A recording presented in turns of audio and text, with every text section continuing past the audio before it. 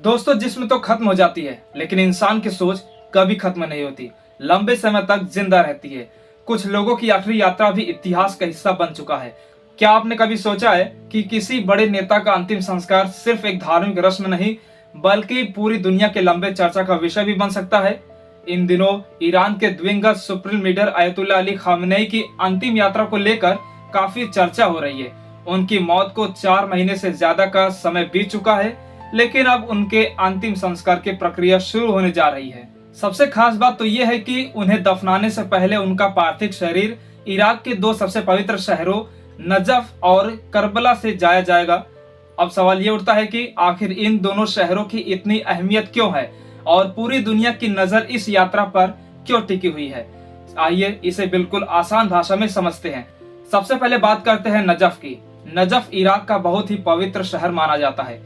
यहाँ इमाम अली की दरगाह है। इमाम अली पैगंबर मोहब्बत के दामाद थे और शिया मुसलमान उन्हें अपना पहला इमाम मानते थे।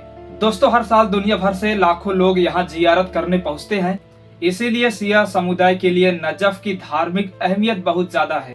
दोस्तों, अब बात करते हैं अगले करबला की। अगर नजफ को शिया समुदाय का दिल कहा जाए तो करबला उसकी आत्मा मानी जाती है। यही वजह है कि जहाँ इमाम हुसैन शहीद हुए थे, इमाम हुसैन इमाम अली के बेटे और पैगंबर मोहब्बत के नवासे थे। करबला की लड़ाई इस्लाम के इतिहास की सबसे बड़ी घटनाओं में गिनी जाती है।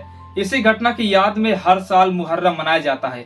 करबला में इमाम हुसैन और हजरत अब्बास के रोजे मौजूद है, जहां लाखों श्रद्धालु हर साल पहुंचते हैं। और यही वजह है कि खामेनेई के पार्थिव शरीर को पहले नजफ और फिर करबला ले जाना सिर्फ एक धार्मिक परंपरा नहीं माना जा रहा है, बल्कि ये करोड़ों शिया मुसलमानों की भावनाओं से भी जुड़ा हुआ फैसला है। बताया जा रहा है कि खामेनेई करीब 69 साल बाद इन पवित्र शहरों की यात्रा करेंगे और आखिरी बार वे 1957 में इराक गए थे। बाद में कई बार जाने की योजना बनाई, लेकिन राजनीतिक हालात और यात्रा से जुड़ी पाबंदियों के कारण वे दोबारा नहीं जा सके। अब मौत के बाद उनका पार्थिव शरीर उन्हीं शहरों तक पहुंचेगा जहां वे अपने जीवन में फिर कभी नहीं जा पाएंगे। लेकिन ये मामला सिर्फ धर्म तक सीमित नहीं है, बल्कि इससे राजनीतिक मायने भी निकाले जा रहे हैं। ईरान और इराक के दोनों देशों में शिया समुदाय की बड़ी आबादी रहती है।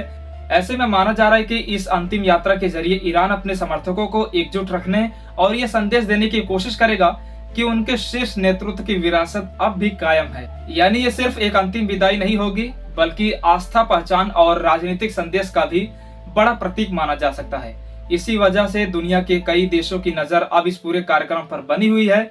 जानकारी के मुताबिक 8 जुलाई को खामेनेई का पार्थिव शरीर नजफ और करबला से ले जाया जाएगा। इसके बाद 9 जुलाई को ईरान के मशहद शहर में पूरे राजकीय सम्मान के साथ उन्हें सुपुत्र ए खाक किया जाएगा। इस समारोह में कई देशों के प्रतिनिधियों के शामिल होने की भी संभावना जताई जा रही है। अब देखना यह होगा कि खामेनेई की यह अंतिम यात्रा सिर्फ धार्मिक इतिहास का हिस्सा बनकर रह जाती है या फिर आने वाले समय में मध्य पूर्व की राजनीति पर भी इसका बड़ा असर देखने को मिल सकता है।